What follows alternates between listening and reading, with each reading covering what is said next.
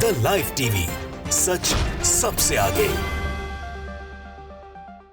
नमस्कार, the live TV आप देख रहे हैं। आपके साथ मैं हूं आदित्य कुमार। दरअसल सलमान मोमिका को लेकर अब इस वक्त चर्चा तेज हो रही है। कुरान जलाने वाला वो व्यक्ति जिसकी डेथ हो गई है, रिपोर्ट में बड़ा दावा निकलकर सामने आया है और उसको लेकर चर्चा पूरे देश में हो रही है। दरअसल 37 साल के सलमान मोमिका इराकी ईसाई शरणार्थी है। वो अप्रैल 2018 में स्वीडन आया था और अप्रैल 2021 में शरणार्थी का दर्जा मिला था। वो अपने फेसबुक पर खुद को नास्तिक और लेखक बताता था, यानी अपने आप को राइटर बताता था और कहता था कि मैं नास्तिक यानी ईश्वर में आस्था ना रखने वाला या ईश्वर को ना मानने वाला, वो अपने आप बताता था। लेकिन जिस तरीके से उसने लगातार जो है कुरान जलाए थे, उसको लेकर वो चर्चा में रहा और अब उसके फिलहाल डेथ हो गई, इसको लेकर भी चर्चा हो रही है। दरअसल सलमान मोमिका जैसा व्यक्ति हर दिन पैदा नहीं होता है, ये भी उसके बारे में कहा जा रहा है। एक इराकी सशस्त्र संगठन का नेता रहा मोमिका, इस्लामिक विचारों और मान्यताओं का भी आलोचक बताया जाता था। पिछले साल कुरान जलाने के बाद दुनिया भर में उसने एक अलग पहचान बनाई थी। आप समझिए कि जिस तरीके से इस आर्टिकल में चीजें लिखी हुई हैं, उसको आप ये समझ सकते हैं कि अलग पहचान बनाई थी।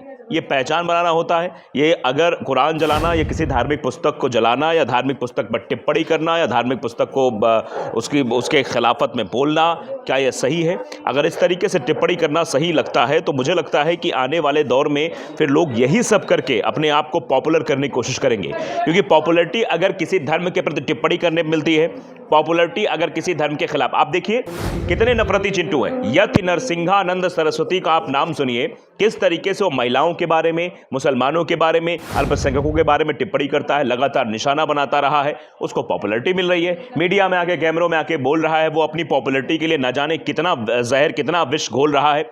ऐसे लोगों पर कार्रवाई होनी चाहिए, ऐसे लोगों को जेल भेज देना चाहिए। क्योंकि अगर ऐसे लोग जो इस तरीके से धार्मिक टिप्पणी करके अपना ओहदा बढ़ाना चाहते हैं, अपनी पब्लिसिटी बढ़ाना चाहते हैं, तो इससे आप अंदाजा लगा सकते हैं कि ये लोग क्या कर सकते हैं। देश में नफरत फैलाने के अलावा और कुछ भी नहीं कर सकते हैं। दरअसल पिछले साल इसने कुरान जलाया, उसको लेकर पॉपुलरिटी मिल गई कि अच्छा किया भाई, देखो कुरान जला दिया। ये नास्तिक अपने आप को बताता है, अपने आप को राइटर बताता है कि मैं राइटर हूँ, मैं अच्छा लिखता हूँ, मैं अच्छा बोलता हूँ, मैं अच्छी बातें करता हूँ, लेकिन मैं कुरान जलाता हूँ, इसलिए पॉपुलरिटी ज़्यादा मिल गई। लेखक के नाम से कम, बल्कि कुरान जलाने को लेकर ये बहुत तेजी से पॉपुलर हुआ था। अब एक रिपोर्ट में दावा किया जा रहा है कि उसकी संदिग्ध हालातों में मौत हो गई है। हालांकि इसकी आधिकारिक पुष्टि अभी तक नहीं हो पाई है कि उसकी मौत कैसे हुई, लेकिन उसकी मौत एक चर्चा का विषय बन गई है कि आखिरकार उसकी मौत के बाद लोग टिप्पणी कर रहे हैं, लोग बड़ी बड़ी बातें भी कर रहे हैं। सलमान मोमिका वो शख्स था जो स्वीडन में बार बार कुरान जला रहा था, जिसकी वजह से दुनिया भर में प्रदर्शन हो रहे थे। यानी जिस तरीके से वो लगातार कुरान को निशाना बना रहा था, वो कुरान को जला रहा था, एक नहीं कई बार, क्योंकि उसे पहली बार में ही पॉपुलरिटी मिल गई। उसे पहली बार में ये लग गया कि हाँ, अगर मैं कुरान को जलाऊंगा तो मुझे पॉपुलरिटी मिलेगी, इस वजह से कर रहा था। अब कौन है ये, जरा इसके बारे में थोड़ा और डिटेलिंग हम निकालते हैं। 37 साल का ये था जिसकी मौत की खबर की बात आ रही है और इसने कुरान जलाया था और ये अपने आप को लेखक बताता है। ये 2018 में स्वीडन आया था, उसके बाद 2021 में ये वहाँ शरणार्थी का दर्जा इसने प्राप्त कर लिया। फेसबुक पर ये खुद को नास्तिक बताता है, अपने आप को राइटर बताता है कि मैं अच्छा लेखक हूँ। साल 2023 में 28 जून को उस वक्त इसने सबको चौंका दिया था जब उसने मुसलमानों की पवित्र जो पुस्तक होती है कुरान, उसकी एक प्रति पर हमला किया और फिर उसे स्टॉकहोम की सबसे बड़ी मस्जिद के सामने जला दिया था।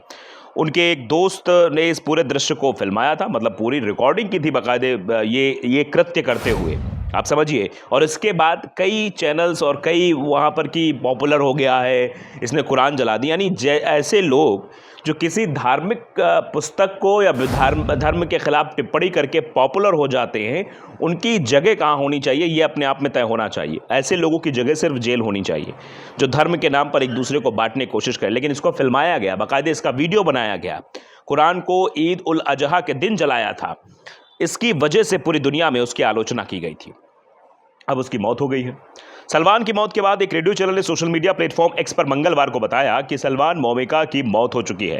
हालांकि थोड़ी देर बाद एक और पोस्ट कर बताया कि इस खबर की पुष्टि होने का इंतजार है। यानी अभी इस खबर को हम ये नहीं कह सकते हाँ नहीं मौत हो ही चुकी है, पुष्टि इसकी नहीं हुई है। उन्होंने कहा कि जिस पोस्ट के माध्यम से जानकारी दी गई अब वो हटा दिया गया है। इससे पहले कहा गया कि इराकी शरणार्थी और इस्लामी आलोचक सलमान सबा मट्टी मोमिका नॉर्वे में मरा हुआ मिला।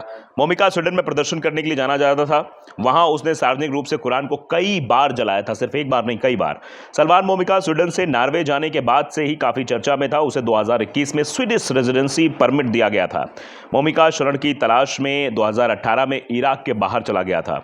इसके अलावा पूर्व मुसलमानों के बीच भी सलमान मोमिका काफ़ी चर्चित चेहरा बन गया था। आपको ये भी बता दें कि इंटरनेट की मदद से पूर्व मुसलमानों के एक आंदोलन ने दुनिया भर में अपनी अलग पकड़ बना ली है। सलमान मोमिका ने 27 मार्च को पोस्ट किया था कि आज मैंने स्वीडन छोड़ दिया और नॉर्वे में अधिकारियों की सुरक्षा में हूँ। ये बात उसने पोस्ट के जरिए बताया था।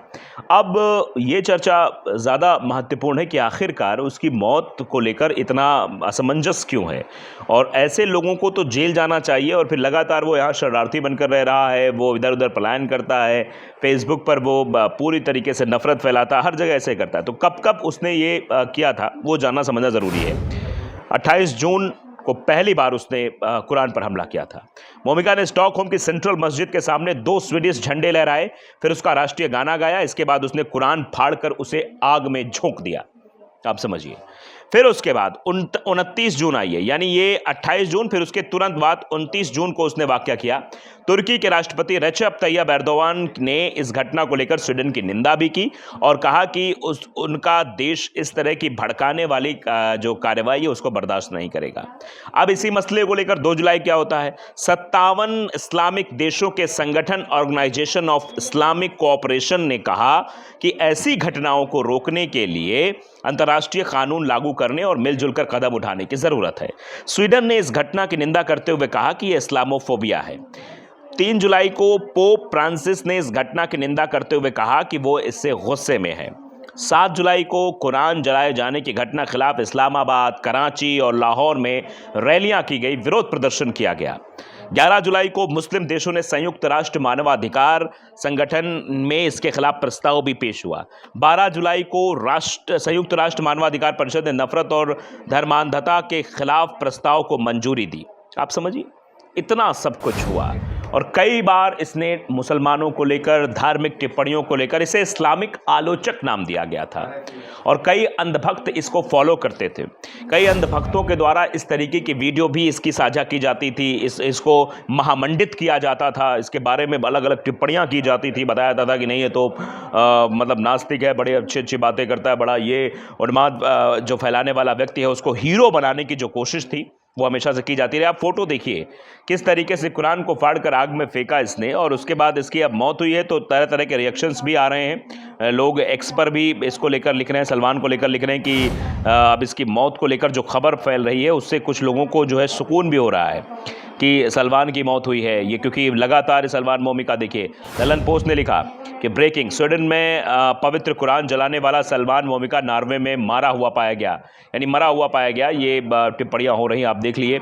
वाजिद खान ले रहे, मर गया कुफ्फार। स्वीडन में पवित्र कुरान को जलाने वाले इराकी नास्तिक सलमान मोमिका को नॉर्वे में मृत पाया गया है।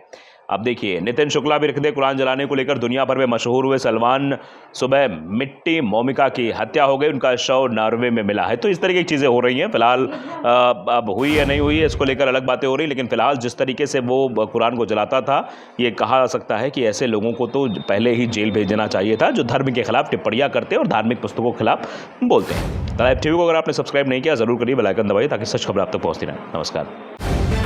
द लाइव टीवी, सच सबसे आगे।